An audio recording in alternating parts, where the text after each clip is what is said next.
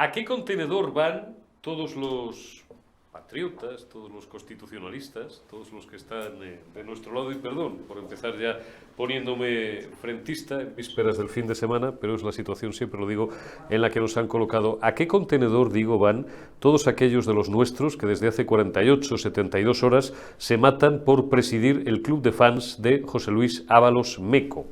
Han bastado 2 comparecencias de prensa del...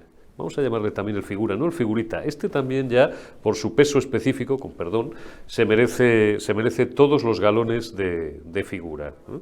Y si no de figura, por lo menos de coronel. Se merece 3 estrellas de 8 puntas, bien ganadas, porque este es caza mayor. Digo que han bastado 2 comparecencias de este figura, revistiéndose del papel de osito de peluche, para que la mitad de la fachosfera, que diría el figura pata negra, el figura auténtico, el figura legítimo, para que parte de la fachosfera haya caído rendida a sus pies, con golpes de efecto impagables, como esa interrupción en plena entrevista con Carlos Alsina, como que, uy, perdón, que me suena el móvil... No te lo vas a creer, pero es que, bueno, es una cuestión doméstica, ¿no? Que me acabas de hacer una pregunta, que me ha jodido, digo, que me están llamando de casa, que no tienen llaves, que voy a tener que ir a abrir. Es de coña. Una cosa es que el nombre de José Luis Ábalos no esté todavía escrito según parece, porque el sumario es secreto, pero como todo el mundo parece que lo ha leído, parece que ha tenido acceso a partes del mismo, pues la gente ya va publicando cosas, lo cual me parece bien. Oiga, en nuestro deber de informar está intentar desvelar lo que aún no es público, es decir, quitarle el velo, sobre todo a todas aquellas cuestiones que el poder no quiere que se conozcan. Digo que una cosa es que el nombre de José Luis Ábalos no esté como tal en el sumario, básicamente lo vuelvo a repetir porque si lo estuviera le quitarían el sumario al juez de la Audiencia Nacional y lo pasarían lógicamente al Supremo porque el señor Ábalos sigue siendo aforado. Y otra cosa es que, bueno, no existan cuando menos zonas de sombra o sospechas de algo más que corrupción, porque vamos a ver, de una mera lectura de los periódicos de hoy y de los titulares de hoy o de las últimas horas, pues resulta complicado no estar, no ya escandalizado, asqueado y no sentir ganas de vomitar y de coger latillo e irse a Portugal, lo que les he dicho tantas veces. Hoy parece ser el día de todos los que hoy triunfan. Sigue triunfando Torres, siguen triunfando los hermanos de Ábalos, lo cual demuestra que el Partido Socialista siempre puede, de década en década o de cuarto de siglo en cuarto de siglo, tornarse más corrupto y más repugnante. Alfonso Guerra tenía un hermano, tenía dos. Ábalos lleva también, no sé si por 2 o por 3, me pierdo. Cójanse la portada de hoy del Mundo, donde verán cómo el 10 de enero la Guardia Civil graba saliendo de una marisquería y de no sé dónde a uno de los hermanos de Ábalos, de Coldo, después, no sé si he dicho antes hermanos de Ábalos, quería decir hermanos de Coldo, a uno de los hermanos de Coldo, 10 minutos después a Ábalos, que decía que llevaba no sé cuánto tiempo sin hablar con ellos. Hoy la que triunfa de todas formas, porque también vemos los nombres de personas muy cercanas al presidente del gobierno. Qué cosas. El nombre que triunfa, digo, es el de Francina Armengol. La presidenta del Congreso de los Diputados ocultó antifraude la estafa de la trama Coldo-Ábalos.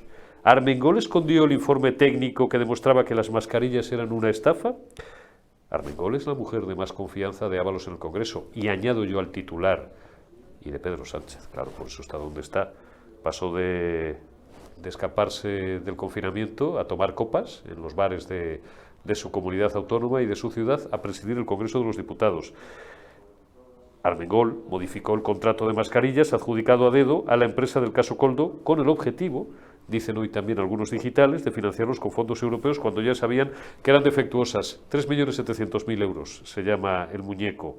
4 millones, por redondear, dicen otros, ya en la red social X, antes Twitter, tirados a la basura y presunto fraude, otros hablan de presunta estafa, a la Unión Europea. ¿Ha dimitido ya Francina Armengol? Seguimos para bingo. La pareja de Armengol pasó de ingresar, esto nos lo sugiere también un conocido tuitero, 0 a 4.300.000 euros el año en el que se hizo presidenta balear. Será una casualidad, es que la gente es la leche. La gente en este país, en España, es de un mal pensado, de verdad, que que aterra. La pareja de Armengol pasó de ingresar 0 a 4,3 millones de euros. Joan Nadal, que así se debe de llamar el figurita, canalizó los ingresos a través de una empresa sin actividad posterior llamada Sant Crist 6 Sociedad Limitada. Su otra empresa, una floristería, esto quiero recordar que ya había salido publicado en algún sitio, recibió 1.400.000 euros en ayudas COVID. Puedo seguir. Dice Cristian Campos en El Español: ¿os acordáis de cuando se decía que las mascarillas compradas por la Comunidad de Madrid eran insolidarias porque eran demasiado buenas? Sí, yo me acuerdo de aquel programa. Además no estaba Ferreras, estaba una propia, que era la que le sustituía en aquella época, que tenía 2 mascarillas y se las pasaba a los tertulianos y hacían risas mientras comentaban, de una forma más o menos sesuda, para lo que han quedado esta gente, como unas efectivamente eran insolidarias y otras eran ortodoxas. Dice Cristian Campos en El Español: en aquel mismo momento Francina Armengol cargaba a fondos de la Unión Europea la compra de mascarillas inservibles. Si el Partido Socialista Obrero Español no era una organización criminal, como, según se ha publicado en los últimos días, parece que reza la investigación del juez de la Audiencia Nacional, se le parecía bastante. Arrancamos ya esta penúltima retaguardia de la semana, jueves 29 de febrero de 2024, que no se me ha olvidado. ¡Feliz cumpleaños, figura! Sánchez, te queremos, te queremos. Bueno, no sé si te queremos. Hay gente que no te quiere. Es que la gente en este país, figura, macho, son de un ingrato. Con los desvelos que te estás pegando tú por el bienestar de España y porque este gobierno progresista siga alcanzando sus más altas cotas, hay algunos que dicen de podredumbre y de miseria. Muchos rencorosos lo que hay por ahí. Tú no hagas ni puñetero caso y celebra en familia los 52 años, que es lo que un prohombre como tú se merece. Don Marcos Ondarra, desde Pamplona, muy buenos días, buenas tardes, buenas noches, ¿cómo estás? Muy buenas, Eurico. Un placer, como siempre. Oye, se te había olvidado a ti que era el cumpleaños del figura, que cumple el 29 de febrero. Ya nació con ese signo, ya nació distinto, para bien y para mal, pero el tío ya nació distinto. Bueno, nacer un 29 de febrero, macho, tiene que imprimir carácter. ¿A qué contenedor vamos, Marcos, los que como tú, como yo, como la mayoría de los españoles, por cálculo estadístico, hemos nacido cualquier otro día del año, un día normal? Bueno, pues él tenía que ser distinto hasta en esto. Oye, estás en tierras navarras, no vamos a desvelar más, pero estás ahí un poco intentando saber cosas, ¿no? Porque muchas cosas empiezan en Navarra, muchas cosas de este asunto, en Navarra, en Pamplona, en pueblos de Navarra, etcétera, ¿no? Sí, totalmente. Bueno, en primer lugar, era una efeméride que tenía felizmente olvidada, pero aprovechamos para felicitarle, como no. Sí, estoy en Pamplona, en Navarra, que es un poco donde se vio crecer, donde vimos nacer y crecer a Koldo, ¿no? Que es el cabeza de turco, o uno de los cabezas de turco que algunos han utilizado para nombrar toda esta trama corrupta que envuelve ahora mismo al Partido Socialista. Lo hemos estado hablando y comentando tú y yo antes. Este no es el caso Koldo. A Koldo, quienes le conocemos aquí en Pamplona, pues podemos decir de él que es una persona con muy pocas luces, precisamente, con muy poca formación. Era portero de un club, llamémoslo eufemísticamente, donde conoció, entre otras personas del Partido Socialista, a Santos Cerdán, hoy secretario de organización, y fue ascendiendo como chico de los encargos, como chofer, como chico de los encargos en el Partido Socialista. Es decir, que era una persona que no tenía fundamentos ni que tenía la suficiente formación como para ser cabecilla de ningún tipo de trama corrupta. Es simplemente un cabeza de turco. Entonces no estamos hablando del caso Koldo, que es de lo que vamos a hablar en lo sucesivo. Tampoco estamos hablando del caso Ábalos, claro, que es de, como se han empeñado en renombrarlo algunos periodistas, aunque él es uno de los implicados, es simplemente el cabeza de turco que el Partido Socialista está intentando servir en bandeja a los medios para que se cierre el caso en balde, sino que estamos hablando de distintos ministros y los exministros del gobierno de España contrataron sin concurso ni competencia a firmas que ellos mismos estaban promocionando. Durante lo peor de la pandemia, mientras había cadáveres calentitos y miles de ellos de los conciudadanos españoles. Entonces esto es lo primero que conviene aclarar. Estoy aquí en Pamplona, en Navarra, para intentar indagar un poco más en los orígenes de de todo esto, de cómo se pergeña todo esto, pero Koldo es un títere del Partido Socialista, Ábalos es el cabeza de turco, y esto es un entramado corrupto que afecta a toda la organización. Y por eso tenemos que comenzar a hablar de caso PSOE. Bien, caso PSOE, podríamos llamarlo, caso Francina Armengol. Ahora vamos a hablar unos minutos, que ya lo he hecho prácticamente en su totalidad en el editorial, de Francina Armengol, caso Santos Cerdán, caso Sánchez, caso Gobierno y caso PSOE. Caso Gobierno porque hay un montón de ministros que podrían verse salpicados a la luz de las informaciones. Marlaska, Armengol no es ministra, Rivera, es presidenta, efectivamente. Montero. Teresa Rivera, María Jesús Montero, que yo sé lo que yo haría. Pues María Jesús, podías haberte metido la lengua en debajo, entre el velo del paladar y la cosa esta mandibular, porque llevan 48 horas que te está cayendo a ti de lo lindo también. Caso Óscar Puente. Oye, de la misma razón, o por la misma razón por la que han pedido la cabeza internamente en las más altas instancias de su partido de Ábalos, ¿por qué no piden la de Santos Cerdán? Digo, tampoco está imputado de momento, ni parece haber nada contra él, pero hombre, igual que existen sospechas, por lo menos así se desprende de la opinión publicada, acerca de que Ábalos no fuera un poco presuntamente consentidor, oye, el que lo trajo a Madrid fue Santos Cerdán, ¿no? Digo, se conocieron, según parece, habrá que investigar el asunto a fondo, se conocieron en un puticlub de Pamplona, porque este Menda era un portero de puticlub. Todo muy socialista, Marcos. Un club que en Pamplona es muy conocido y que se llama Rosales. Llamo a los espectadores a que lo googleen y lo busquen y que se formen ellos mismos una conciencia o una opinión de qué tipo de club estamos hablando. Claro. Sí, evidentemente, Santos Cerdán, María Jesús Montero, Nadia Calviño, hay tanta gente involucrada. Por eso digo que cuando el Partido Socialista no se afana en reivindicar la presunción de inocencia de uno de sus miembros, es precisamente porque está intentando entregar como cabeza de turco a uno de estos. Hay tantos indicios para señalar y para pedir la dimisión de José Luis Ábalos como los hay para pedir la de Santos Cerdán, por ponerte un ejemplo. Claro. Sin embargo, ¿por qué se entrega? Pues bueno, precisamente porque José Luis Ábalos había dejado de ser útil para el aparato del partido. Y porque, como comentamos y como repito, es simplemente el cabeza de turco para intentar frenar una sangría y para intentar contentar a cierta opinión pública con la opinión de que se están depurando responsabilidades, cuando en absoluto es así. Cuando es una trama que involucra a muchos miembros del gobierno, a muchos altos cargos del Partido Socialista, están todos en el ajo. Oye, hay una tesis circulando desde el punto y hora, desde el mismo momento en el que Ábalos hace frente al figura, o hace frente, que yo no lo tengo claro, y se niega a entregar su escaño, su acta de diputado, una tesis según la cual esto formaría parte de un pacto.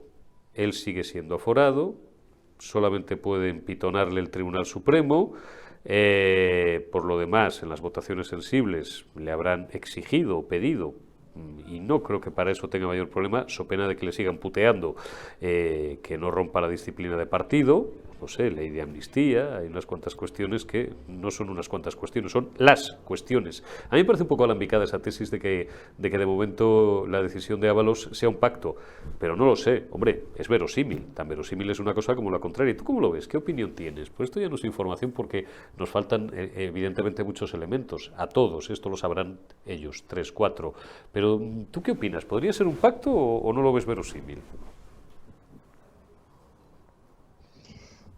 Entramos, como bien dices, en el terreno de la opinión, porque aquí yo no tengo ningún indicio para afirmar una cosa o la contraria, pero no para ningún tipo de cuando hablamos del Partido Socialista y de José Luis Ábalos. ¿Puede haber un pacto? Podría haber un pacto. Al Partido Socialista no creo que le resulte del todo incómodo tener a José Luis Ábalos en el grupo mixto. Y José Luis Ábalos tampoco perjudicado de esta maniobra por cuanto sí aforado, que es la última instancia.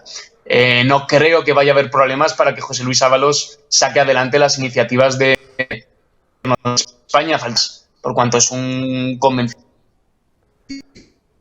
Por lo tanto, no me parece disparatada la hipótesis del pacto entre José Luis Ábalos y el Partido Socialista, pero como digo, no tengo indicios de ello. De todas maneras, no creo que vaya a cambiar sustancialmente la aritmética de la legislatura el hecho de que José Luis Ábalos pase al grupo mixto.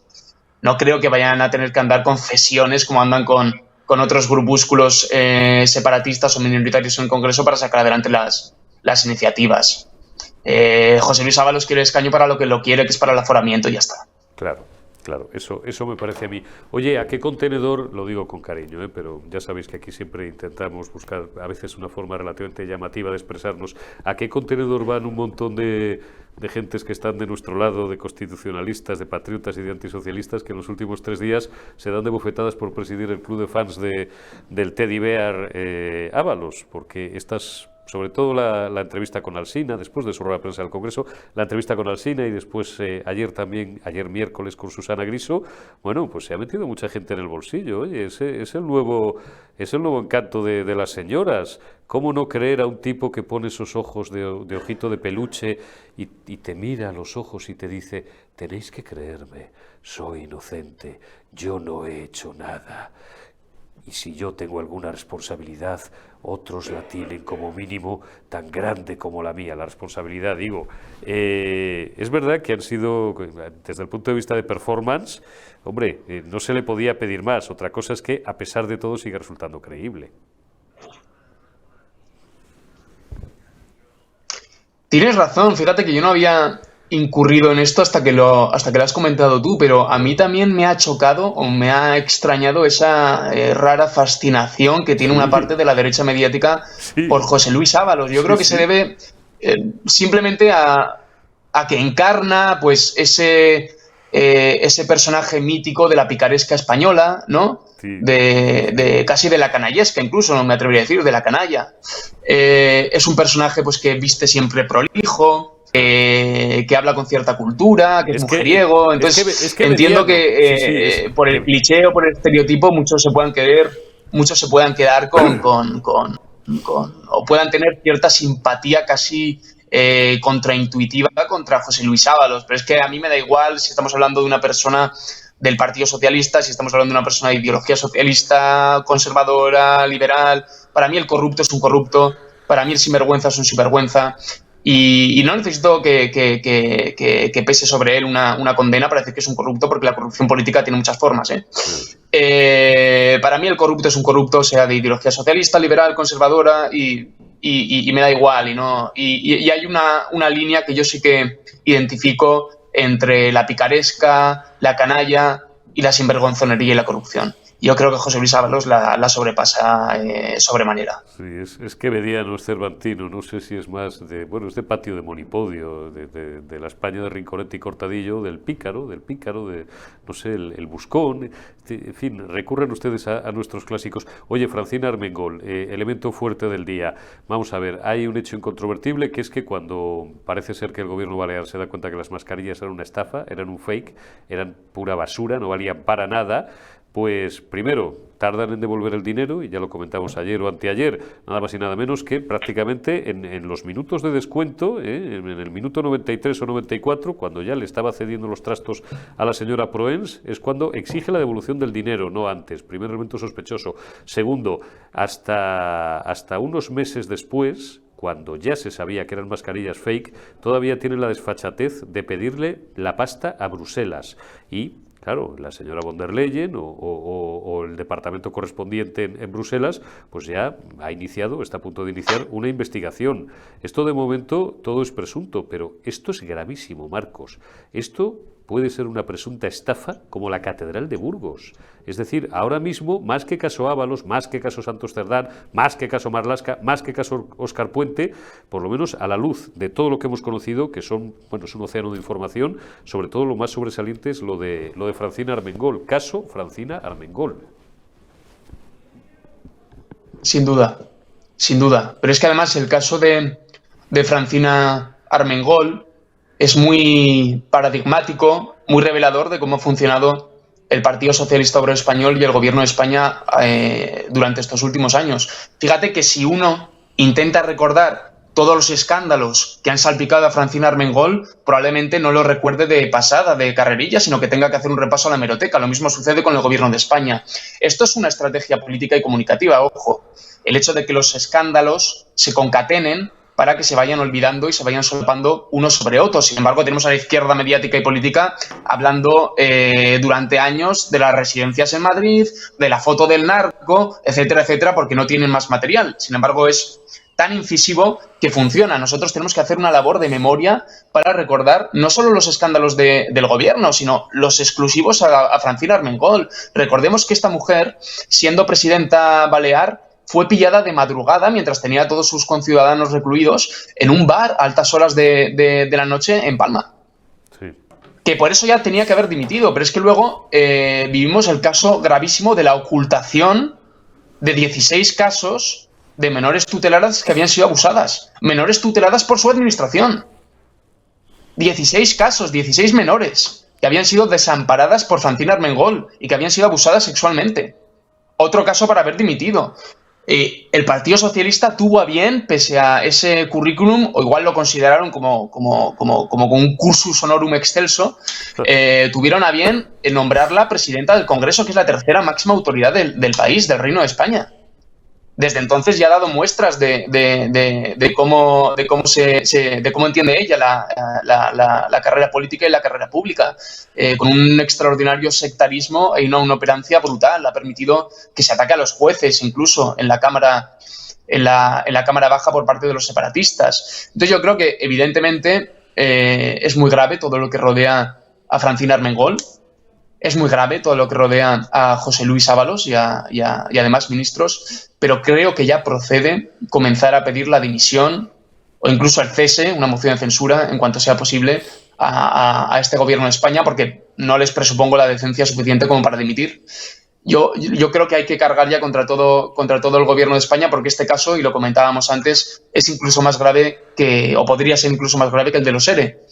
En el caso andaluz hubo dirigentes políticos que se enriquecieron con el dinero de los parados, pero es que aquí estamos hablando de políticos que se han enriquecido sobre los cadáveres de miles de españoles durante el momento más trágico de la historia reciente, de la pandemia. Está claro. Y algo más, y te despido, Marcos, no te robo más tiempo, y algo más que, bueno, estamos todavía en shock, y en estos primeros días no hacen más que salir. A ver, comentario completamente serio, no es la exageración habitual de la que toca una cada año y medio. En 33 años que llevo mirando esto, pues 20 y 33, 53, sale la cuenta justa, no recuerdo tal volumen de información. Bueno, quizás en los estertores del felipismo, yo era muy joven y estaba, no sé si estaba prácticamente empezando en esto, cuando cada día salían Filesa, Malesa, Time Sport, el Boletín Oficial del Estado, Luis Roldán, Carmen Salanueva, la Cruz Roja, la madre que Carmen Salanueva, la pobre, que en paz descanse, porque no duró mucho, Luis Roldán, ministros como Julián García Valverde, ¿quién se acuerda de García Valverde? Julián García Vargas, que fue ministro de Defensa y también de Sanidad, lo llamaban García Vargas, el de las colas largas, Chávez, que era ministro de Trabajo, y también eran océanos de información cada día, sobre todo que suministraba en aquella época el diario El Mundo, Pedro J. Ramírez, pero desde entonces no he vuelto a ver en volumen de información, de marranería, de nombres implicados, de esto, de lo otro, de hay una investigación de tal, hay unas fotos de cual, hay unos contratos de tal. Nunca había visto nada igual. Por eso digo, estamos en los primeros días. Tiempo será de empezar hablando, y más antes que tarde, de cuánto dinero presuntamente se quedaban estos pájaros, si es que se lo quedaban, que parece ser que sí, si no estaríamos en lo que estamos, ni el juez Moreno estaría instruyendo lo que está instruyendo, y cuánto dinero podría presuntamente haber ido al partido. Porque no olvidemos que al final estamos hablando de un partido político y no es la primera vez que vemos en España tramas de financiación irregular. Unos fulanos que llegaron al poder porque, según ellos, el Partido Popular era corrupto, en un párrafo manipulado o que luego fue tachado, un tal de Prada, creo recordar, que era amigo del presidente del gobierno y tal, porque el Partido Popular se habría financiado irregularmente.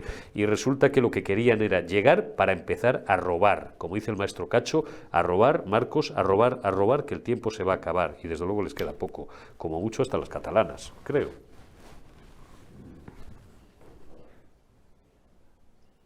Precisamente está muy bien traído, ¿no?, el caso de la moción de censura que plantearon contra el Partido Popular, porque el Partido Popular y en general los grupos de la oposición tienen más motivos que aquel año, que en 2018, para plantear una moción de censura, y en eso deberían estar trabajando ya el Partido Popular, Vox y demás grupos de la oposición. ¿Para qué? Yo abogaría literalmente por conformar un gobierno alternativo, porque si vamos a unas futuras elecciones generales, dudo mucho que los socialistas vayan a castigar ya más al Partido Socialista que como lo castigaron el pasado 23 de julio, porque por mucho que celebrara Pedro Sánchez los resultados fueron paupérrimos. Se quedó solo con sus fieles, se quedó solo en su suelo electoral.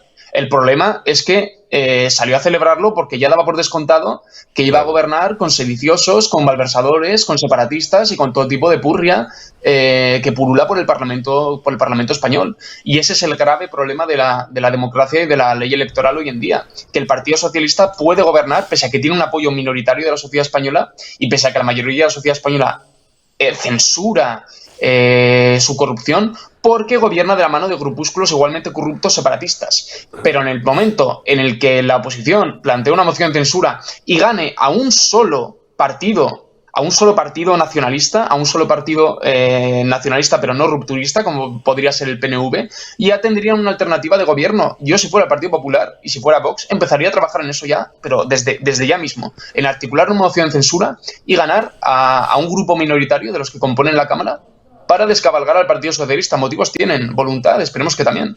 Como le dijo el torero a Valle Inclán, todo se andará, maestro, todo se andará. Marcos Ondarra, te deseo un buen trabajo estos días en tierras navarras. Seguro que consigues cosas jugosas y alguna exclusiva jugosa. Te leeremos diariamente en The Objective. Cuídate mucho y hablamos dentro de unos días. Marcos, un abrazo.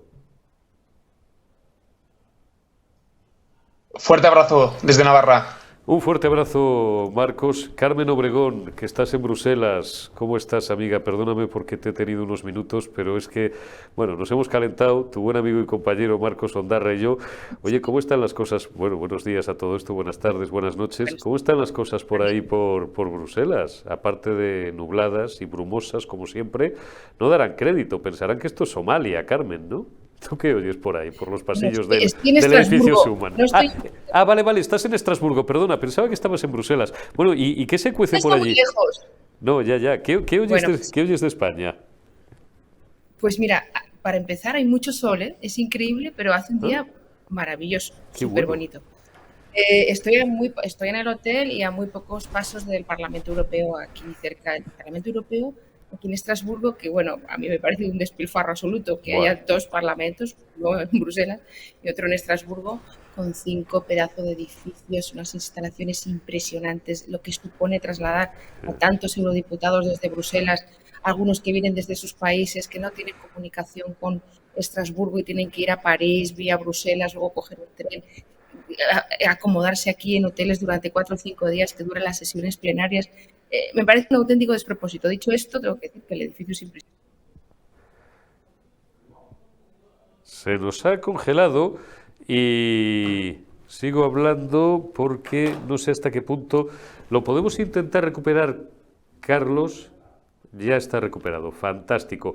Carmen, que te habías congelado un instante, te devuelvo el balón. No, justo es que ha entrado una llamada de teléfono y la estaba bloqueando. Para que no suene. No pasa nada. Bueno, ¿qué se cuece? ¿Qué se cuece? Bueno, pues durante todos estos días de sesiones plenarias lo que se ha hecho es que se han aprobado una serie de medidas que van a perjudicar a un poquito más al campo europeo y en concreto al campo español. Y gracias a la inestimable contribución del Grupo Socialista aquí en Estrasburgo y en Bruselas, en Europa, en las instituciones europeas, que ha votado hasta en 8 ocasiones en distintas medidas que van a perjudicar al campo. Yo espero que eso algún día el ministro Planas, cuando tenga ocasión de reunirse con los agricultores, tenga el valor de explicarlo detalladamente y si no lo explica, ya lo voy a explicar yo detalladamente qué es lo que exactamente ha pasado. Se está hablando de la amnistía. Se está hablando también de los fondos. Ha habido ofensivas y grandes denuncias desde el Grupo Popular Europeo que se están sumando, por supuesto, los liberales para presionar y para que Europa sea consciente de lo que está pasando en España. Oye, me decía el otro día un eurodiputado que los eurodiputados no son tontos y se están dando cuenta de lo que está pasando en España. Y esto de los fondos europeos utilizados para comprar mascarillas y que se enriquezca la gente, amén de que se tenga en cuenta también, que se esté estudiando, que los fondos se están utilizando para gasto corriente, esto está preocupando mucho y hay varias comisiones y varios servicios de estudio que están ahora mismo con el foco puesto sobre esta materia. Entonces, ojito con lo que nos creemos que a lo mejor aquí no se mueve nada y como me decía el otro día Tono López Istúriz, sí, todo pasa por Europa aunque uno no lo crea y al final Europa va a ser determinante. Ojo con estos fondos, no sea que se puedan llevar a un gobierno por delante. Porque mira que tú estás hablando de Francina Armengol, pero sí, es que yo creo que Francina Armengol es una pieza más de ese tablero de dominó, pero yo lo focalizaría más en esas compras que se han realizado a través de distintos ministerios, ¿no? que ha permeabilizado los ministerios más importantes, más potentes del gobierno de Sánchez.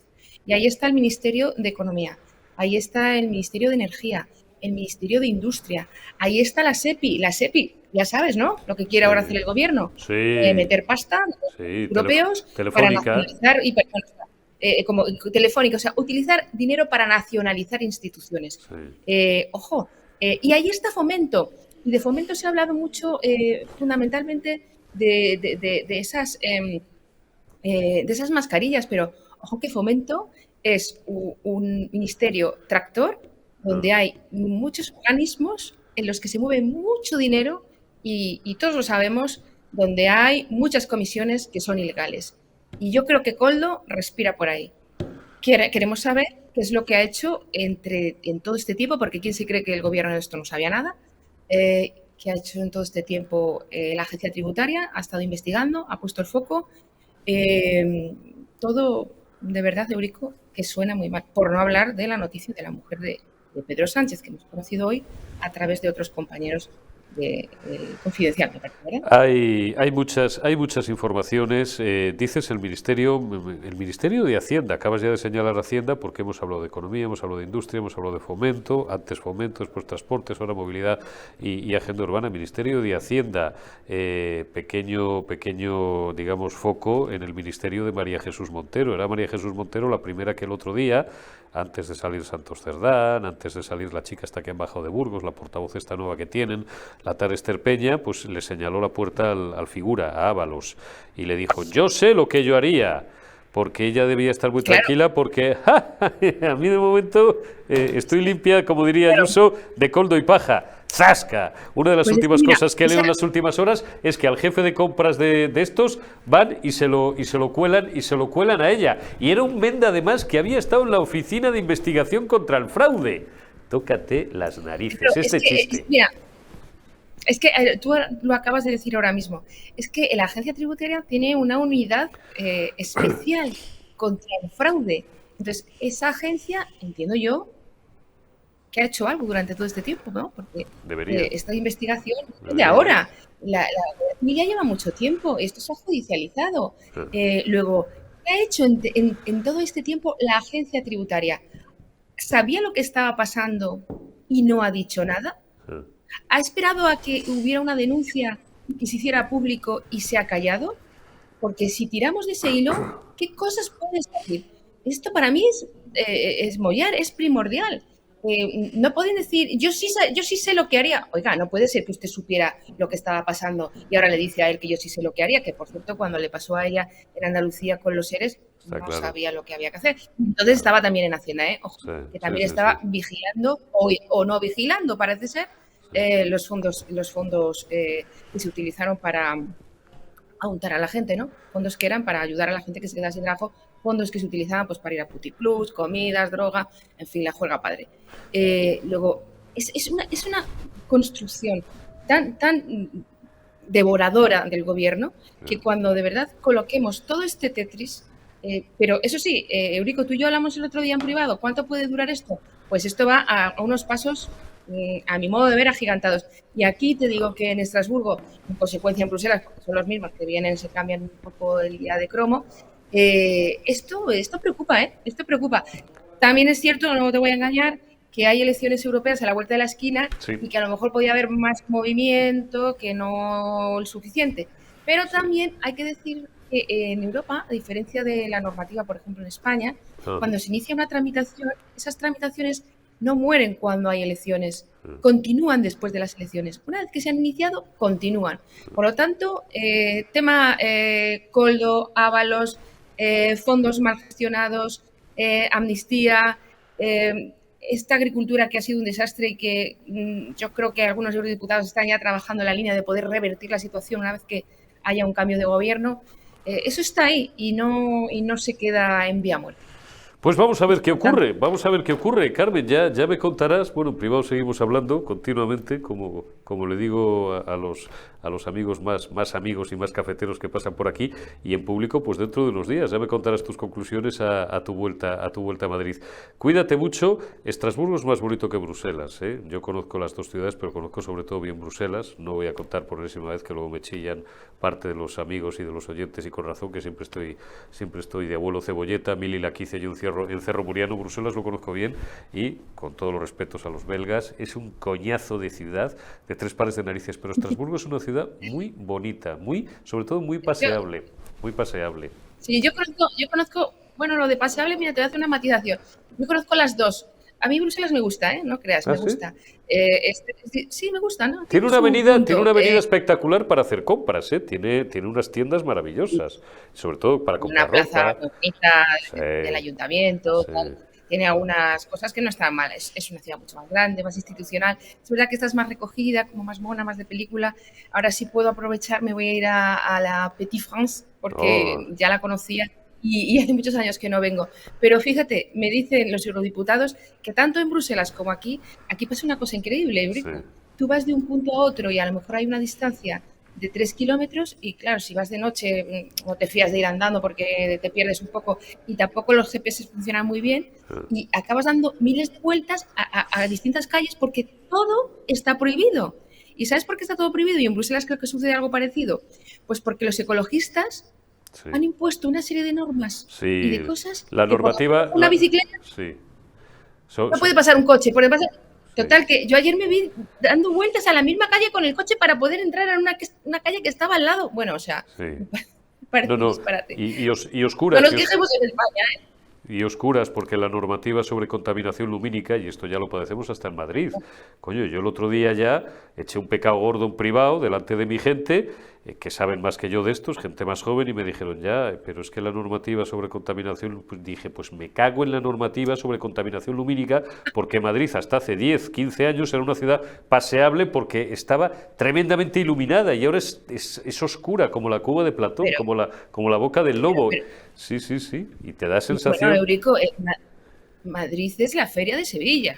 Joder. O sea, esto tienes que ir con la lámpara del con la linterna del móvil por la calle. No, del minero, o sea, es para leer, no se ve ni torta, o sea, es que vas un poco como a ciegas.